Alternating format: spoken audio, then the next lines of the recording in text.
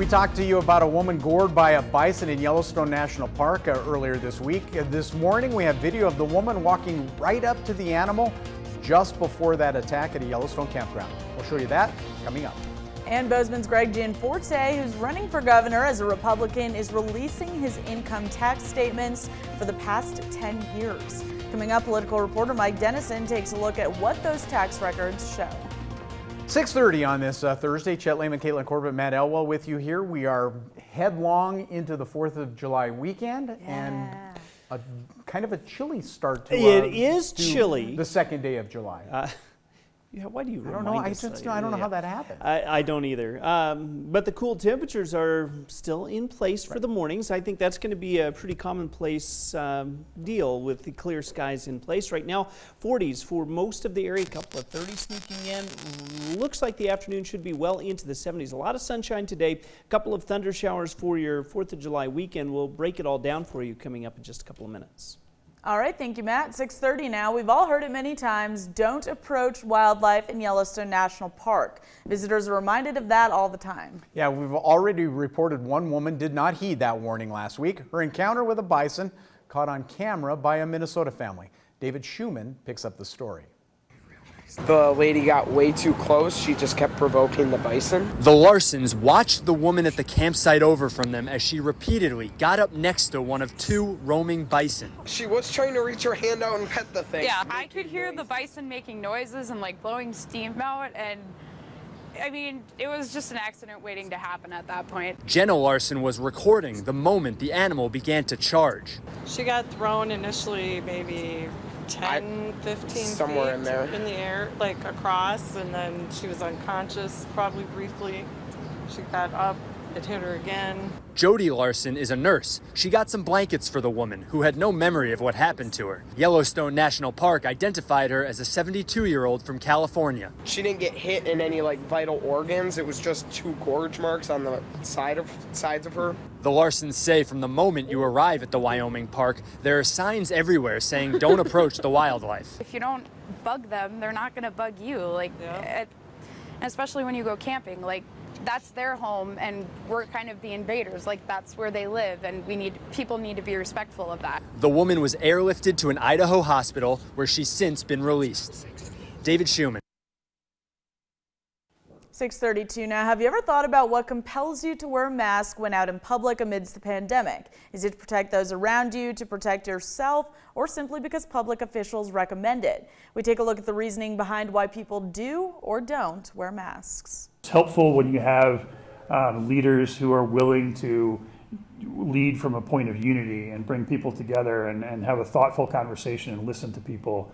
Political leaders on both sides of the aisle are stressing the importance of wearing masks. That includes Republicans like Vice President Pence and the governor of Arkansas. On the Democratic side, Speaker Pelosi says a federal mandate on face coverings is long overdue. An assistant professor of psychology tells us seeing prominent political figures accept masks will influence individual decisions. Radhika Damian says there's 2 main sources of what drives behavior: personality and social context. And identifying with a certain political group adds that social context. A lot of people who don't wear masks think that's they're not wearing masks because they're kind of independent thinking, but it's very likely that they're also following social norms. They're just following the social norms of a group that thinks you shouldn't wear masks. With Montana surpassing 1,000 COVID-19 cases, mask wearing is strongly urged but not mandated by the governor. And while local health officials say politicians leading by example is helping the cause, it really comes down to a change in mindset. We're really trying to switch the conversation about about people thinking about it just for their own sake. It's not just for you, it's for those around you. And I'm starting to see that conversation changing, that it's a matter of courtesy, and it's a matter of consideration for the people around you, whether you're in a store or in some other setting. Damian says we should remember that across the country and across party lines, the majority of people are strongly in favor of wearing masks. And another interesting note about how your personality affects whether or not you choose to wear a mask. Damien says those who are more responsible and rule following tend to wear masks. Meanwhile, those who don't could be more narcissistic and impulsive. Well, here are another 50 positive COVID-19 cases in the state's daily report yesterday. Those new cases were reported in 15 counties. With additional cases added last night, Montana now at 1,051 confirmed cases. Gallatin City County Health Department reported 11 new confirmed cases. There are 49 confirmed active cases and 1 person in the hospital in Gallatin County. Silver Bow County added 1 more case to bring their total to 15. 5 Missoula firefighters, by the way, have tested positive for COVID-19. Chief there says all precautions are being taken to keep firefighters and the public safe. Our map numbers include county health departments that report cases after the state's once daily report. And the Gallatin City County Health Department is focusing in on those latest COVID-19 numbers in the area, especially the new positive cases. This past week, Big Sky confirmed 6 new coronavirus cases. The health department says it was monitoring a specific group of people, but the virus is spreading to other groups. Prior to last week, we were finding cases within a social group of young people who frequented bars and parties together. More recently this week, we found cases in multiple workplace settings, including among people who work in construction, in the tourism industry, and in other settings. Kelly says Big Sky is doing surveillance testing for the public, and he's eager to see if those results produce any more positive cases in the coming days and weeks. But he also says the new cases bring up a bigger question: will Gallatin County mandate wearing masks out in public? Kelly says he received an earful on this, but insists his department is not ready to make a decision yet. And my hope is that people will come to view wearing a mask as a simple act of courtesy to those around us, the same as covering a sneeze or washing our hands. That's a big decision. It's a community decision, and it's not something that we're going to do overnight.